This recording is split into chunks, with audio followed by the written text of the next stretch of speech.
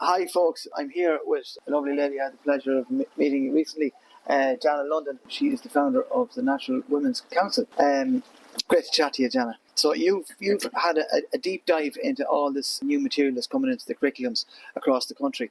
I saw some of your stuff online.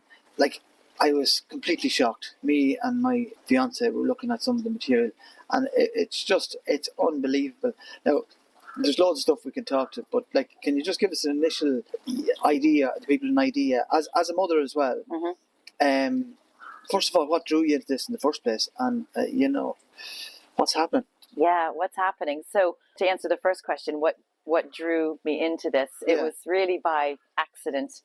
Didn't plan to be campaigning or founding the Natural Women's Council 2.5 years ago. The Natural Women's Council was set up in July 2022 when the government tried to erase women from the Constitution under the Maternity Protection Act to make room for trans men who breastfeed or something. They wanted to erase the word woman. I remember that didn't work out. And then the referendum, it was tried again, and that didn't work out either. I don't think many people in Ireland want woman and mother to be erased. So how we came into campaigning is we were made aware of some inappropriate content in the library books across Ireland and also the school books. And the more books we looked at, the more reading we did and research we did, and the more we saw with our own eyes, the more concerns that we had. Okay. The books have not been risk assessed. I got another letter from the NCCA yesterday. The NCCA designed the curriculums. Sits under the Department of Education. And there was some concerning material I saw that I was looking at for myself because my son is in senior infants here. And I was sent the toolkit that the teachers use to teach senior infants. And in that toolkit, it was teaching senior infants down to junior infants some quite alarming material. So I asked for the risk assessment from the NCCA under the Freedom of Information Act, and there wasn't one done. So when you said, just to be clear to people, that junior infants, senior infants, what age bracket are we talking about? Junior infants, most kids start at age 5, some start at age 4, and then senior infants would be 5 or 6. So my son is in senior infants. So as a mother, I like to see things with my own eyes. I like to make sure that what my children are being taught aligns with my moral conscience, my faith, and biology. So I looked through the toolkit, and it was very alarming to see that junior infants in Ireland, when they're just learning to read and write, start school, make new friends, they're being taught that they can be a boy, girl, neither or both. There was, transgenderism, other terms in there that would be not age or stage appropriate for a 5-year-old child. Mm-hmm. So I wrote to the NCCA under the Freedom of Information Act to say, may I see your risk assessment and your safeguarding statement and copies of any notes that were part of this discussion. Yeah, which is totally fair enough. I wanted to see how had they looked at the risks, because following the research done by experts from the CAST report, as well as doctors in Ireland have spoken out, like Dr. Moran, that, gender ideology can be very dangerous to children, affirming kids are born in the wrong body.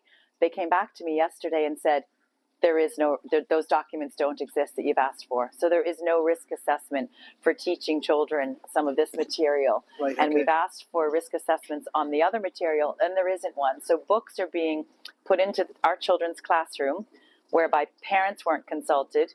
Norma Foley, Minister for Education, is saying that she hasn't endorsed the books. The NCCA is saying that they haven't endorsed the books. They just write the curriculum. It's up to the individual publishers to decide what our children get taught. And there's no risk assessment. That doesn't make any sense to me whatsoever. That a publisher is in charge of the material that's taught to our children. Exactly. The foundation of the country, the acorns of Ireland. That's right. They're determining so it's like whatever you think yourself, lads. So you could have a publisher who, maybe has their own beliefs. There's a lot of political ideologies in the books, and that content hasn't been signed off on by the Minister for Education, the NCCA, parents, teachers, principals, completely being sidelined, which is a subversion of parental rights. Is there any voice from the church on this matter? Some patrons have spoken up, some bishops have spoken up, but for the most part, there is a deafening silence. We have, in our group, we have a couple of gentlemen who have written to all of the bishops and the archbishops in Ireland to show that this material also breaks canon law. Mm-hmm. Under canon law, under the Catholic Church, it actually bans gender ideology in the school. It contradicts the Catholic ethos and the characteristic spirit of the school. So for any school teaching this under the Catholic ethos, it actually violates canon law. Yeah, yeah. See, I was brought up in a rural national school in Borsmill, and we had a priest there, and everything was, it was very Catholic and that sort of thing. So this sort of material or this way of thinking would be completely different to the way we would have been brought up. Because I remember growing up, we had a small little sex education, I think, when I was around 12. It was very quick. It was like, that's that, and right, okay. It was very brief or whatever it is. But we didn't need a whole lot that time, you know what I mean? We didn't need a big education. There was certainly no mention of 72 genders or anything close to that, because we all had a respect for each other and things like that. So I see this all coming in now.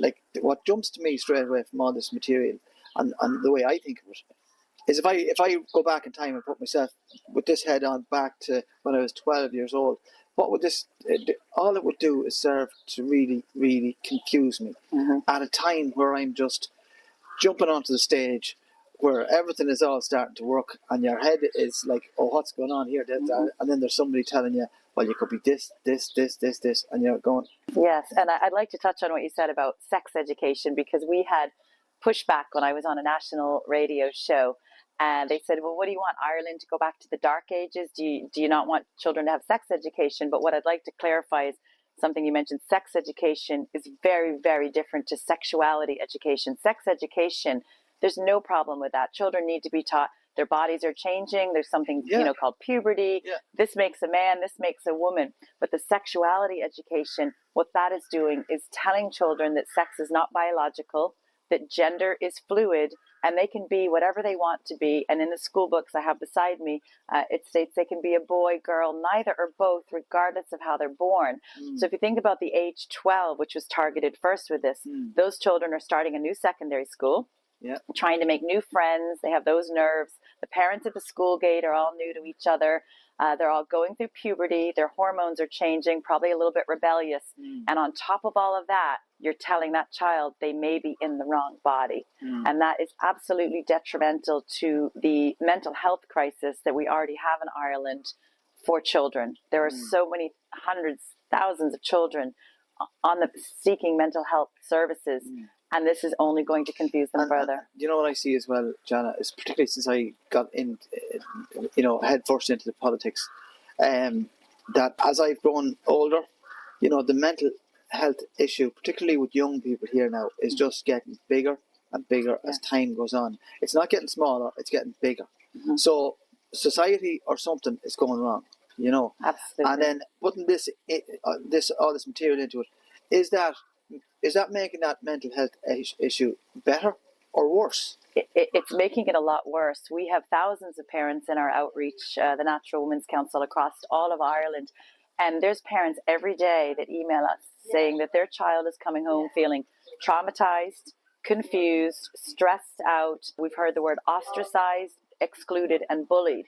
So this is all being done under the guise of well-being, under the guise of kindness and inclusivity. But if a child in school believes, which there are only two sexes, male and female, they are actually being made to feel left out and bullied. So in our broad outreach across every county in Ireland, we have thousands of parents, and every single day we get emails from parents stating that their child has come home from school feeling traumatized, confused, ostracized is a word that's been used a lot, and bullied. We have had parents say their children feel bullied because they're going into school not believing in this gender ideology. Children who do believe there are only two sexes, male and female, because that's what they were taught as a young child and through their parents. So they're coming home feeling left out. There was a recent Belong To week that happened a couple of weeks ago in school. So a trans right activist NGO, Belong To, went into school. And when I wrote to Minister Norma Foley, after Belong To, the week was announced last year, it was under the guise of kindness and anti-bullying. So I wrote to the minister and I asked, do you have bullying statistics to show that all of these Irish kids who are identifying as trans are getting bullied, if that's why you want Belong To? And there was no data. There is not a bullying problem of these so-called trans children in school. Yeah. And personally, I don't believe there are any trans children. No child is born in the wrong body. But the Belong To went into school recently. Children in one school were asked to wear rainbow-colored tops. Okay. All the colors of the rainbow. Yeah. But if they chose not to participate in this Belong To stand-up week, they were told, you have to wear your full school uniform. So you will stand out if you don't participate in this rainbow dress code. So they were punishing them for not toeing the line with the pride colours. Exactly. So the child said, I don't believe in this. They wanted to wear a black T-shirt that day.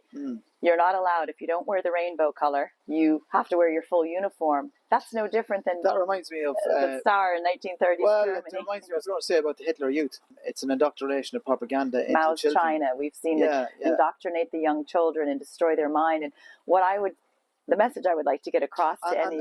break the resistance at an early age. So when they get older, they'll be easier to control with an agenda or whatever it is, Exactly. I remember there just watching some history programs about how the Nazis brought in the Hitler Youth regime and just trained the kids up into this indoctrination of the ideology of the Nazi party, and they got them from the very young age and brought them on. And the message I would get across to anyone listening today is, think about the words kindness, think about the words inclusivity, and ask yourself, take a hard look at yourself and ask yourself, is it kind to affirm to a child they're in the wrong body? Is it kind to bully a child to wear a dress code in school they don't agree with? Is it inclusive to actually exclude children who are using their critical thinking skills and questioning this ideology? So it's not kind, it's inclusive. It's actually the complete opposite. And the other message that's really important is, we have only one chance to get childhood right. My daughter's 9. She's halfway through primary school, not far off being a teenager in a few years. Childhood, for any parent listening, think about how quick childhood goes. Blink of an eye, they go from toddler to preschool to primary school to they're off getting their wings and flying off with their friends to the disco. We have one chance in life to get childhood right. Why can't we just let kids be kids? I think the focus should be on kids. The most important thing, as someone said a while ago, the most important thing for any parent is to socialise their child, or teach them about socialising. So when they go into school, that they know how to, get on with other people, and they're not standing in the corner. That they're taught by their parents how to, get into groups, be friends, things like that. And there was a psychologist talking about how important it is for parents like us to give our children the foundations for that way of, it's I've seen it with my brothers and me. We can go anywhere into any place in the world, and we have that. Maybe it's a natural thing, but we can just go anywhere and be friends with people very, very quickly. And I'd love to see that washes off on my daughter Robin. Whereas this kind of stuff, it just seems to me that it's just creating an isolation within children's heads. It is. It's creating confusion at a very young age, because, I was talking to someone the other day saying, when a child walks down the street, or they're at the shopping center, or maybe starting school, the first thing a child notices when they see a person is whether they're male or female. Yeah. That toddler at age 2 says, oh, there's a man, there's a woman. So if you take that certainty away and you pull that carpet out from under their feet, and the one thing they're certain about is whether someone's male or female, and you blur that reality, then all their other realities blur. They'll start to question everything, including who they are. So what we really have to teach children, and we have to completely rebuild the school curriculum, particularly the SPHE. We're asking for an immediate cessation to that program. We have a letter on the naturalwomen'scouncil.ie website.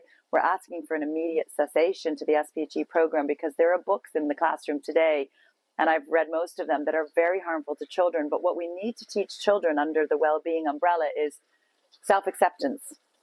We need to teach children to love themselves, accept themselves, respect themselves.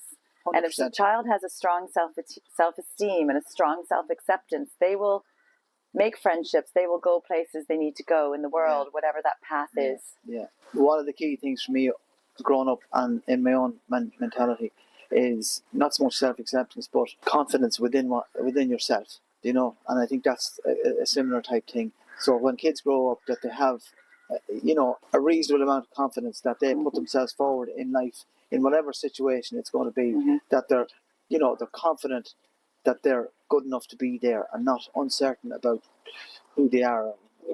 All this sort of stuff. Yeah, I think there's two elements, and I'm glad you mentioned confidence. So they need to have self-acceptance, but also confidence. But in addition to confidence, there's another really important word that begins with C that they have to have when they graduate from school, and that's competence. And we've looked at the school curriculum, and with over 400 hours being put in of this well-being and this the gender politics and social justice programs. And if we look at what's happening in secondary school, they're removing core subjects into optional, such as science, geography. So when a child graduates from school, how are they going to go out and get a good job, buy a nice house, make a life for themselves if they're not getting the basic education to make them competent to go out and be competitive in the job market? So the destruction of the education, and it's only going to get worse from what we've seen with primary school. It's going to be completely ripped apart at age 5. If that goes forward, the Irish children in this country, when they graduate, will not be competitive in the job market globally, in Europe, or even in Ireland if they don't get the basic foundations of a good education. And not competent, as you said. Not competent. So they won't have the confidence and they won't have the competence. And the education in Ireland right now, the primary school education rate's very high against our global peers. It's a great education, our primary school. We have so many good teachers out there. But I would call on the good teachers out there, and we know they're out there, to challenge what's coming in and to question why education is being ripped apart. When we have a good program, it's not broken. Why do we need to fix it? Of course, it needs to be modernized a little bit as time has changed, but not completely transformed or ripped apart. I spoke to a good friend of mine. She's a school teacher, and I spoke to her about yourself and this, what we're talking about. And I said, did you have any experience of this? And she said, funny enough, just recently, they had somebody come in to do some talks in her class and talk about this sort of things.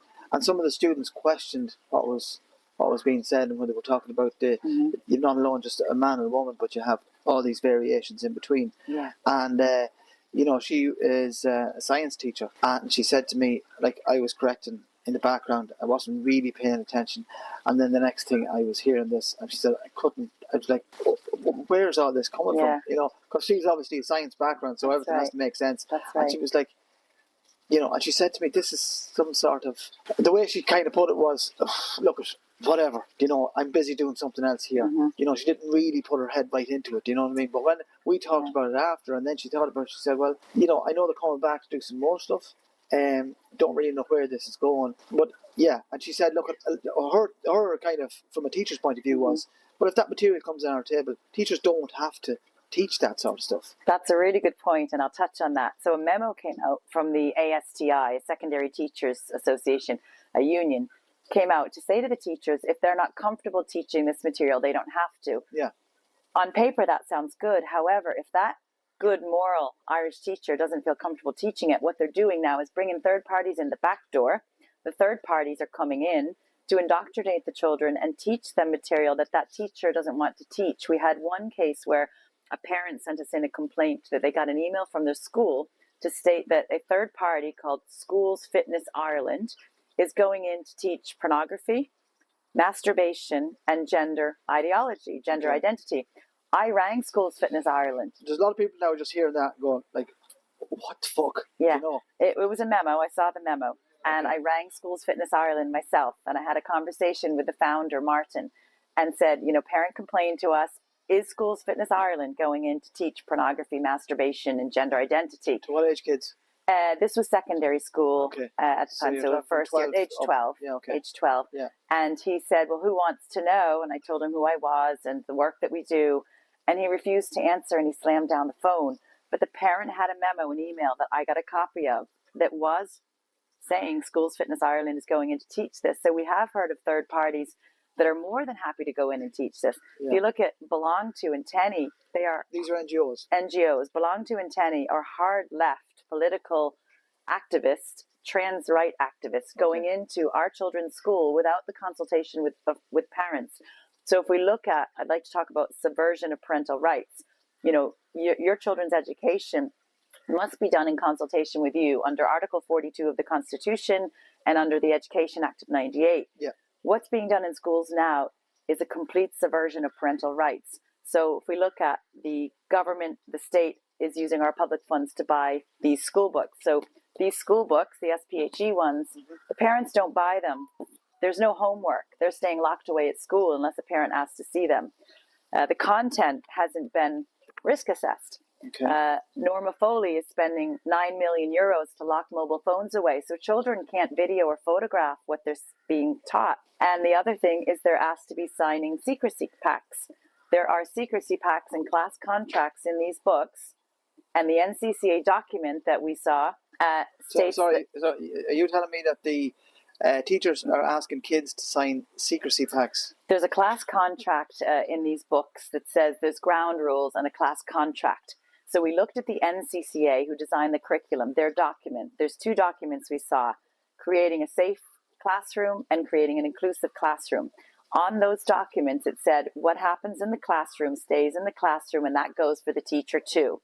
It didn't specify that you can talk about what you learned with your parents, just taking out the names of the stories. So that's a safeguarding issue. What we might do is I might just put up a slide of that. Absolutely. Because that's just like a lot of people just, you need to see that. I didn't believe it either. And when we hear things, the Natural Women's Council, we never take it for face value. We actually take an evidence-based approach. We purchase the book, we look at the book, we look at the backup documents ourselves to make sure it is facts. And believe me, some of it is unbelievable and doesn't sound real because it is so atrocious. But when we read the book and look at it, it is real. So I would ask any parent listening, whether you're on the political left or the political right, whether you're Christian or atheist, do you think it's okay for anyone to ask your child to keep a secret, to sign a class contract, and what happens in the class stays in the class? That's a safeguarding issue. It really annoys me, this, hearing all of this, because one of the reasons I want to get into politics, and hopefully I get elected, is that, you need people in politics that's going to safeguard, this material. I won't say it like it's rubbish, but a lot of it to me is unnecessary. Mm-hmm. It's going to create a lot of problems down the line. Yes. And ultimately, the way I see this is it's going to undermine the fabric of the centre of the family in Ireland. And that's like, if you wanted to do that and you were going to, if that was your purpose, well, how would you do that? What you would do is you start with kids when they're very impressionable, and then you'd build in something like that if you were going to indoctrinate them into this way of thinking. If that's what you want, if you want to undermine a family structure, absolutely, let alone in Ireland, in any country, then strategically, that's a way you would do it. And this looks like, do you know what I mean? It's a colonization. So we will buy the books, we will keep them at school. Your children can't talk about what they've learned in the classroom, and they have to sign a class contract. It is in these books. This book, particularly My Wellbeing Journey, it's written by Owen Cleary. I actually went to a recent conference he put on at his school in Greystones, Temple Carrick. It's written by him, Pam O'Leary, and Adele O'Brien. It was a conference about keeping children safe online. I had the opportunity to get up on the microphone and ask a question in front of 600 parents that night, that if we're worried about keeping children safe online, let's also worry about the books that are in the classroom that aren't safe. I quoted some of these books. I quoted this library book here as well that I found in our local library. This library teaches children... Trans Teen Survival Guide. Yeah, it teaches children in this book, and I read this book in front of an audience of 600 where Minister for Health, Stephen Donnelly, was on the stage, and I questioned why it would be appropriate to teach a child they can order hormones online and pictures of how to inject their bodies with hormones they order online. Now, nobody should be ordering drugs online.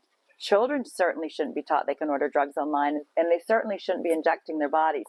I was shut down by that at that conference. That's shocking. Yeah. So I'm sure the parents and my friends that's going to be watching this, part of the reason I'm doing this is because a lot of people would know me and know the type of person I am, and like, this is for real. Do you know what I mean? This, the shocking part of it is for me, that it's for real. It is. And can I point you to the little HI sticker? Do you know what that HI sticker is? HI is Healthy Ireland, and it's actually endorsed by the HSE with our public funds. So the taxpayers in Ireland are paying for this Healthy Ireland program. But I would challenge the HSE how it's healthy to teach children they can change their gender and buy drugs online and inject their young bodies. This is for age 12. And the other thing I would call out is the way that the media has got into the psyche of the Irish people. So we did a library campaign to serve libraries peacefully with letters about books like this. Letters, also, I'll get another book here. This book teaches children that they can use a dating sex app online and meet adults in their area. So your daughter could go online, use Grindr, it pinpoints her location and shows your daughter how they can meet other adults in their area online, a dating app. Age 12. And the way the media has portrayed people like myself and others who have concerns with this book is they're far right, they're homophobic, they're transphobic and full of hate. But I would ask any parent listening, do you want your age 12 child to meet an adult online using a dating app or inject their bodies with hormones? But if you question it, the legacy media and the political parties, Fine Gael, Fianna Fáil, Sinn Féin, People Before Profit, Labour, Social Democrats, all of them say that we are full of hate and we are bullies and far right for questioning this content that is seriously dangerous to children. I'm reading this here and it's just unbelievable. It is. How the sex app, I'll just read some of this to you, it's unbelievable. How the sex app works. Number 1, upload a tiny pic of yourself into the app. Number 2, the app works out your location. Number 3, the app tells you where the nearest are. Number 4, you can then chat to them. Number 5, because you're near, it's easy to meet up with them. Age 12 in the library, in the public library, with our public taxpayer money, sponsored by things like the Healthy Ireland sticker. The HSE is endorsing this book for our children. I have a bag of books here. I have a bag of school books. So anyone listening who thinks it's a conspiracy and thinks it's hateful and they've been programmed by the media, don't trust me, don't trust you, don't trust our groups. Go and do your own research and read that and say, would you want your young innocent child to be exposed to this content? It's a violation of our Child Safeguarding Acts, like the Children's Well, I think if this is a concern to parents, I think they need to speak with their people that's educating their children. Absolutely. We've written letters to every school. We've written to the HSE about the books. We've written to all the public libraries, the county councils, the children's ombudsman. We got dismissed with all of our complaints. They were all dismissed. So we actually went to Garda Síochána with this bag of books that I shared with you. Mm-hmm. And we got 5 pulse numbers because these are breaking our child safeguarding laws in Ireland. We got 5 pulse numbers. The Garda were concerned when they met with us, but they quickly called and said the case was closed. So all of the authorities, all of the main political parties, the Garda, everybody is okay with this material in front of our children. And the only way we're going to see change in this country is coming up next Friday when we vote out the parties and the candidates who are endorsing this for our children. Instigating all this material, yeah. Absolutely. One of the things that I'm very passionate about, Jana, is mental health.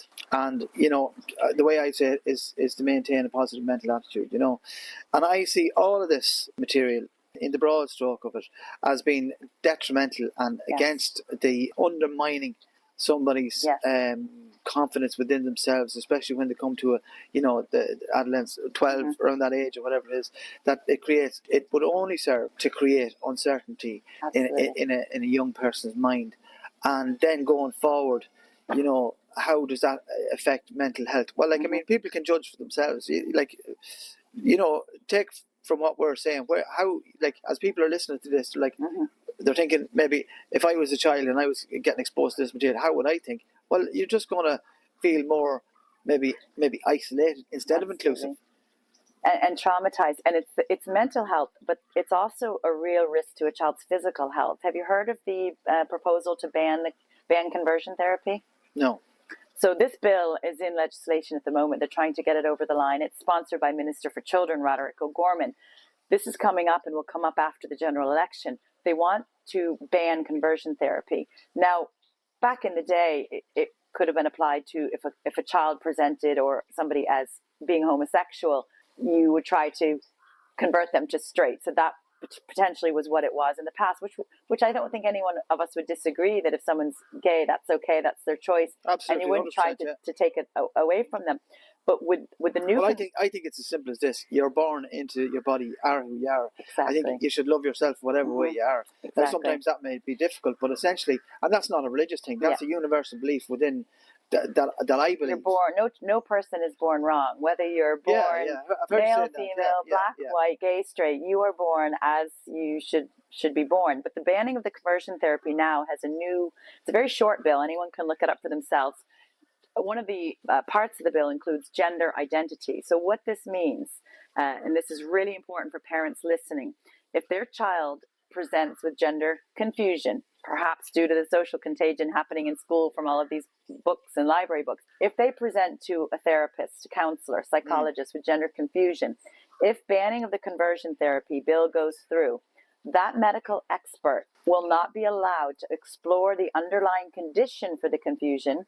They can be fined and treated under a criminal act for trying to explore why the child is gender confused. They simply have to affirm them that they are in the wrong body and put them down the affirmation path. So what does an affirmation path look like? It's a social transition. They can use their new pronouns and name. It's a medical transition with puberty blockers, which are irreversible, hormones, and surgeries, right? So if your child goes in and they feel like from a class they went through at school that maybe they're a tomboy girl like I was, and they go to the guidance counselor and say, gosh, I just learned from school I can be a boy or a girl, neither or both. I think I'm in the wrong body.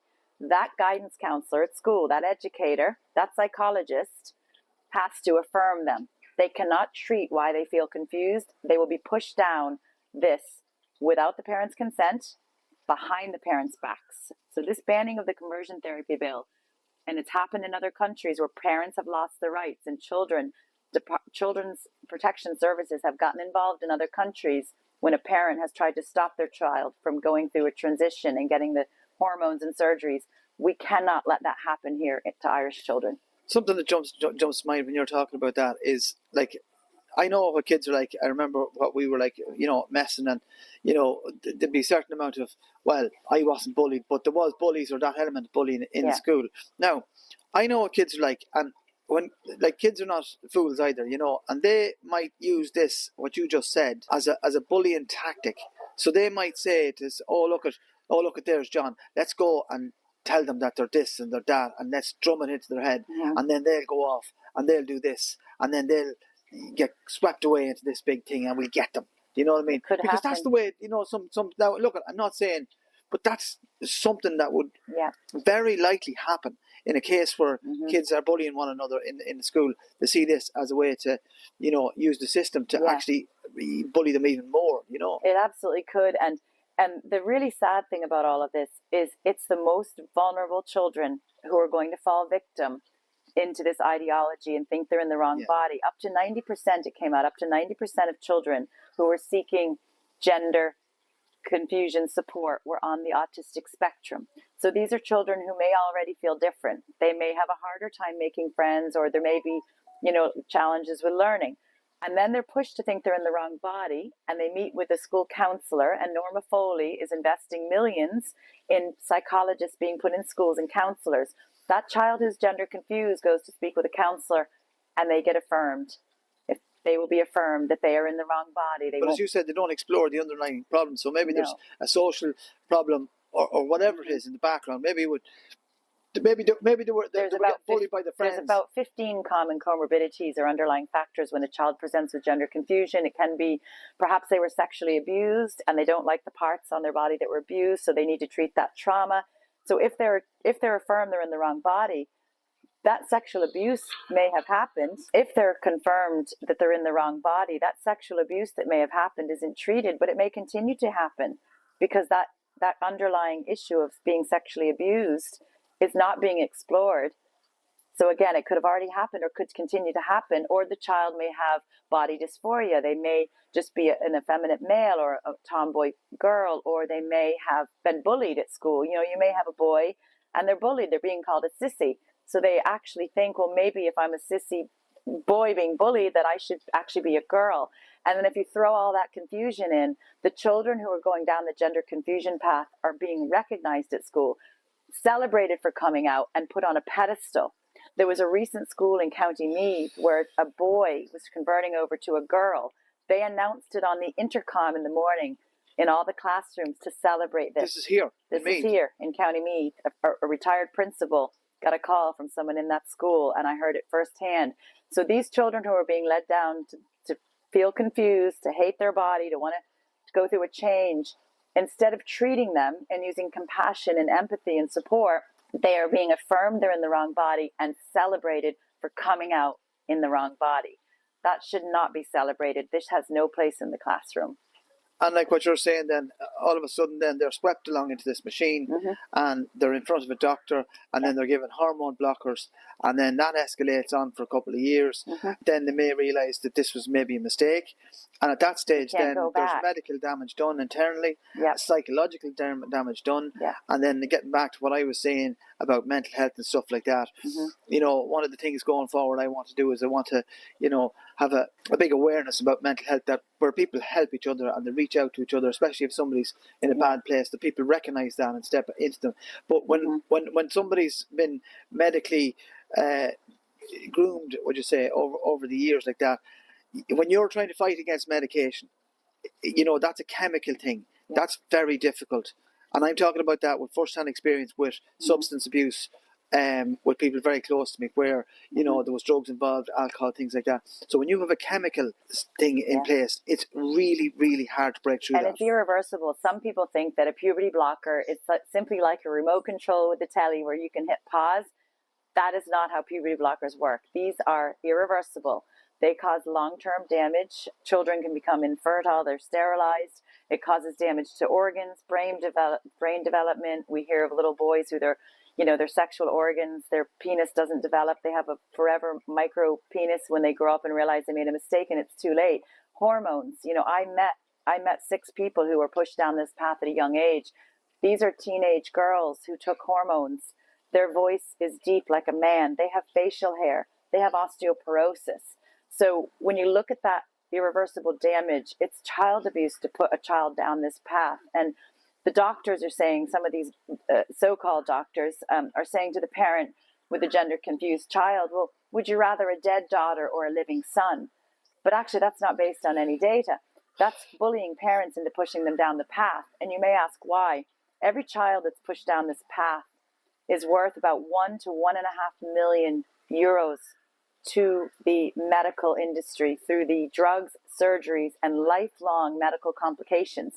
Their lifespan also reduces by up to 30%, so they won't even grow to be old enough to get a state pension. So they won't be able to have children, they won't get a state pension, and their lives could be destroyed because of being pushed down an irreversible medical surgical path. Osteoporosis is a terrible affliction that any, you know, that people that you wouldn't want that for any child. I know some people that have that, where, you know, with bones, it's a terrible, terrible thing, you know, and that's just. But I know some people that have been unfortunate to, you know, get that disease later in life, and some younger than what you think. Yeah, these are 12-year-old children as young as 12, and there's the Tavistock Clinic in England. Children from Ireland were being sent to the Tavistock Clinic for gender confusion, and they were being affirmed. Some of them, after a 15-minute discussion, were put on these drugs. The Tavistock shut down, really for malpractice. An investigation was done, and the CAS report was produced. Anyone listening can look up the CAS report. The CAS report came out last April, I believe it was. It was led by Dr. Hilary Cass, who was a pediatrician with the NHS. This report is gold standard, and this report shows that this has no place, this type of transition for children, particularly in schools. There is a gender-affirming clinic here in Dublin, Loughlinstown in Dublin, and I met someone who was put through that clinic for gender care and put on the puberty blockers, hormones, and surgeries right here on Irish soil. And when I look at statistics, 3 out of 4 people who are gender confused grow out of it when they go through puberty, completely grow out of it without any intervention, 3 out of 4. Now, the other small percent may end up, you know, they're gay, and that's okay, but they don't need drugs for that. They don't need surgery because they're gay. So 3 out of 4 children are potentially put on these dangerous, irreversible drugs when they don't need any intervention at all. Puberty is actually the cure. Puberty is the solution. And, you know, parents need to be having the conversation with their children. puberty happens. It's not always fun. It can be uncomfortable. Girls growing their breasts and going through menstrual cycles and the things that happen with boys. It's not always fun or comfortable, but we can't deny children that natural progression of adolescence. Puberty's natural. It happens to all of us. We all came out the other end. Yeah. We should not be looking to give drugs to suppress that do irreversible damage. So, Jana, can you tell me where, if people want to, go for a deeper dive into this information, where can they find that information? Yeah, we realize that our group, the Natural Women's Council, realized that there are lots of busy mommies and daddies and grandparents out there, and it's hard to get your head around all of this. People don't have to buy all of the books, but two things I would encourage everyone to do is, one, it's okay to ask to see all of the school books that their child has access to. So ask to see your children's school book. Take a few minutes and look through it. That's the first thing. The second thing is people can go to our website, thenaturalwomanscouncil.ie, and that has our channels on it. So you can go to our YouTube channel, for example. Every week we do a podcast. Yeah, it's some great stuff there. Yeah. There's great stuff. We have one that we just launched called Parents Unplugged. We've had 3 episodes so far. And they can hear parents across Ireland. We interviewed one in Australia talking about some pretty shocking things happening there. Go on our YouTube and listen to the content. There's some short clips on there as well that are less than 3 minutes about what's happening in the education curriculum. So just take a moment to do your own research. And all of our YouTube content, in the description, we have the links to the evidence. So after somebody watches it, they may feel that's unbelievable, but all of it's backed up with links in the description. So I would say that's a good start. Look at your child's school books and visit our website. When we were talking before about this, it was great to hear that your approach to the whole thing is fact-based. Yes. So everything that we're talking about here is all based on facts from various different evidence and some of the material that you've explored there before. So going forward, the idea of me talking to you, and it was great to have this chat, is to just show people, especially people around my area, a lot of people wouldn't have a clue about any of this stuff going through the curriculum. And now, because hopefully they watch this and it'll give them a kind of an idea of what's going on. Then they can do what you're saying: ask teachers for the books. Yeah. I need to see that book. Can we have a look at that? And then they can maybe ask the kids some questions, like, what are they saying to you in the school? And how do you feel about it? Do you know what I mean? I think these are the questions the parents, should kind of start to explore with the kids. And how, for parents themselves, I know this is the way I look at it, even though my daughter is only 2.5, but if she was at that age where she was 12, I'd kind of bounce around a few questions just to get some feedback from my son or daughter as to what their feeling on it is and how, what way they're absorbing that information. The best way to, I suppose, the bulletproof your children from this ideology, if it does go into school, is, be aware of what the content is. We used to tell people to opt out, but opting out is very hard because of the whole school approach. You may not be aware of the whole school approach, but the whole school approach is a strategy by the Department of Education whereby all of this ideology is going to be in every subject in school. So opting out of SPHE isn't going to fix it. We have seen math books and English books with the ideology and gender politics in there as well. So ask to see in math and English. We have the books there as well.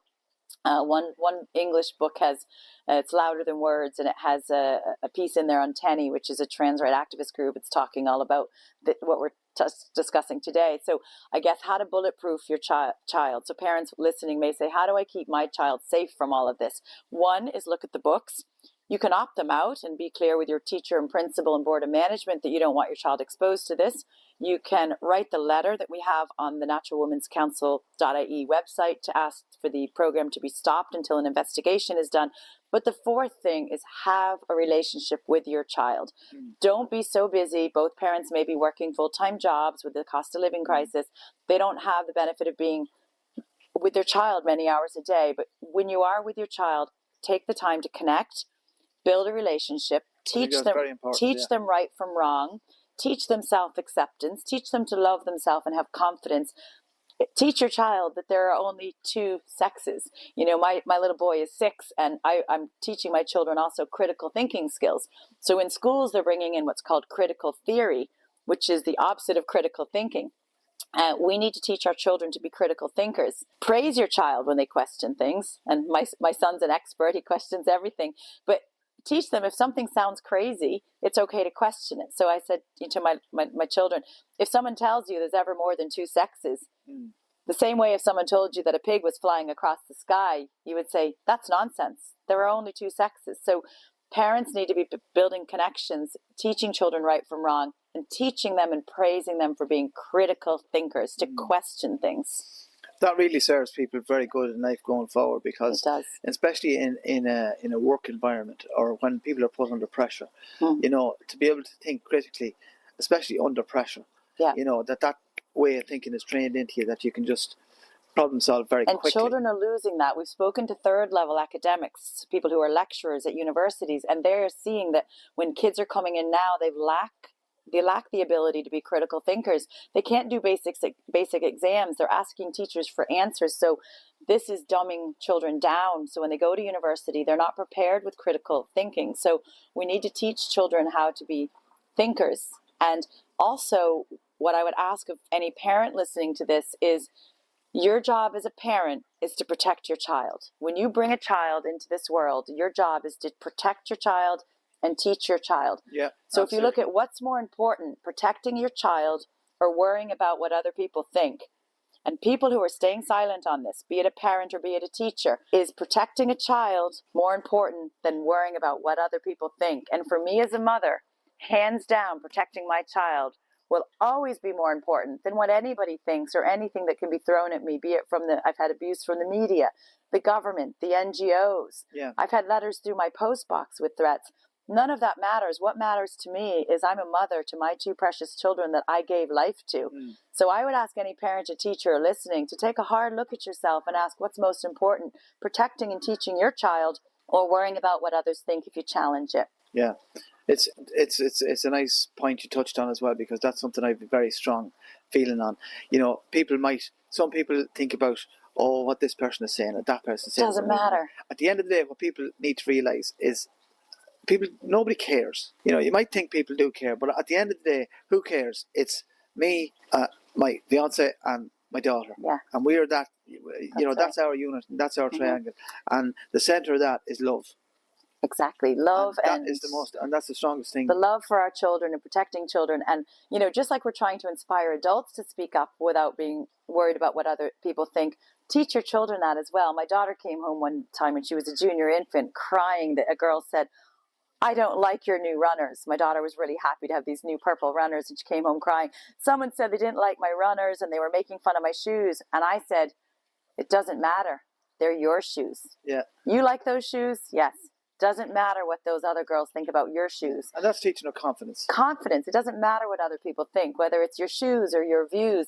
It doesn't matter. So we need parents to speak up without courage, the same way we'd hope the parents would teach their own children to speak up without courage and not worry so much about what other people think.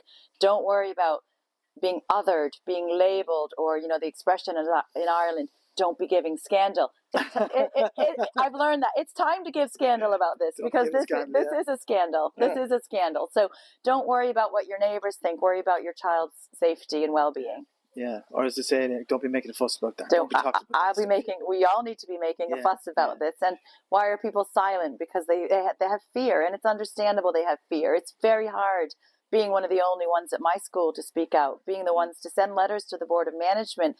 But when I look in my two children's eyes, I realize that's my duty as their mother, to protect them. I see a similarity in two of us, in that the reason you're doing this is obviously first to protect your children. Correct. You know, and then you have the courage to step forward and do all of this.